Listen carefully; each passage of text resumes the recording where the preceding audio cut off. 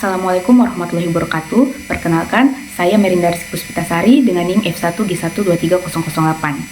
Pada kesempatan ini, saya akan mempresentasikan analisis mesin learning untuk memprediksi hasil panen atau yield.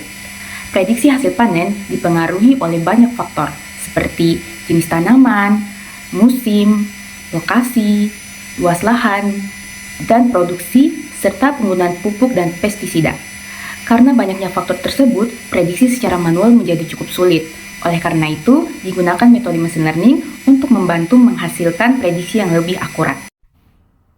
Dataset yang saya gunakan terdiri dari sekitar 19.000 data dan 9 kolom. Terdapat beberapa fitur kategorikal seperti jenis tanaman, musim, dan wilayah, serta fitur numerik seperti lahan, produksi, pupuk, dan pestisida. Dan target yaitu yield atau jumlah panen.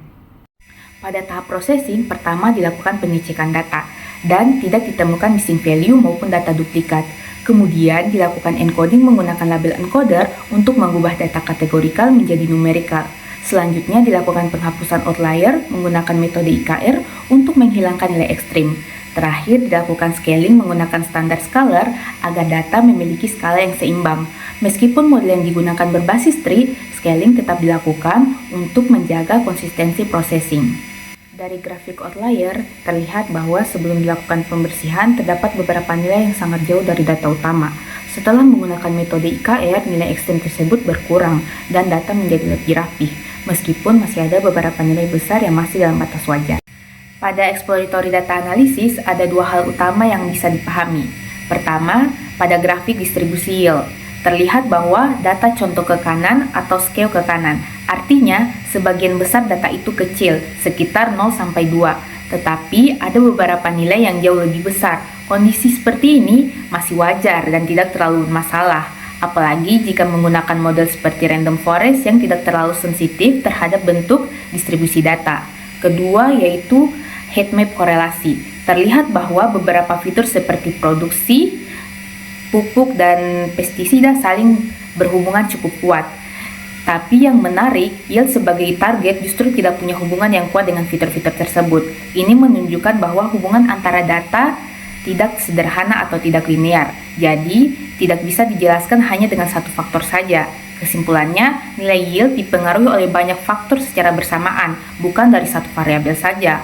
Oleh karena itu, penggunaan model berbasis ensemble seperti random forest menjadi tepat karena mampu menangkap hubungan kompleks dan non-linear dalam data. Pada tahap modeling, saya menggunakan 3 algoritma, yaitu random forest, gradient boosting, dan XGBoost.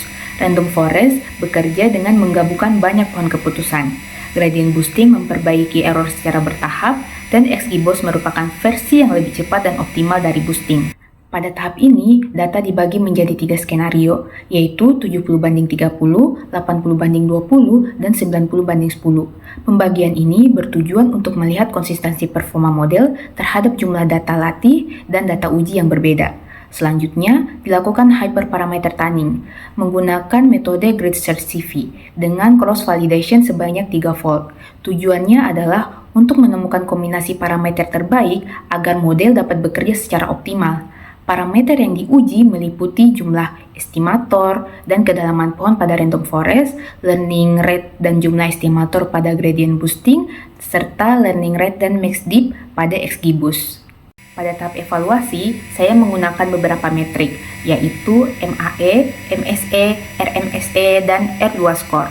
MAE digunakan untuk melihat rata-rata kesalahan prediksi, sedangkan MSE dan RMSE untuk mengukur besar error, serta R2 score untuk melihat seberapa baik model menjelaskan data. Semakin kecil nilai MAE, MSE, dan RMSE, maka model semakin baik. Sedangkan semakin mendekati satu nilai R2 score, maka performa model juga semakin baik.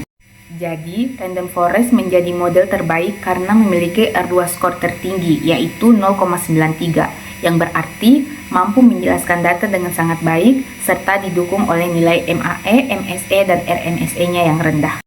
Berdasarkan hasil yang diperoleh, metode mesin learning regresi berhasil digunakan untuk memprediksi hasil panen. Model terbaik adalah Random Forest dengan nilai R2 skor sebesar 0,93 yang menunjukkan akurasi tinggi. Selain itu, faktor seperti lahan, produksi, dan pupuk memiliki pengaruh lebih besar dibandingkan dengan musim. Sekian dari saya. Terima kasih. Wassalamualaikum warahmatullahi wabarakatuh.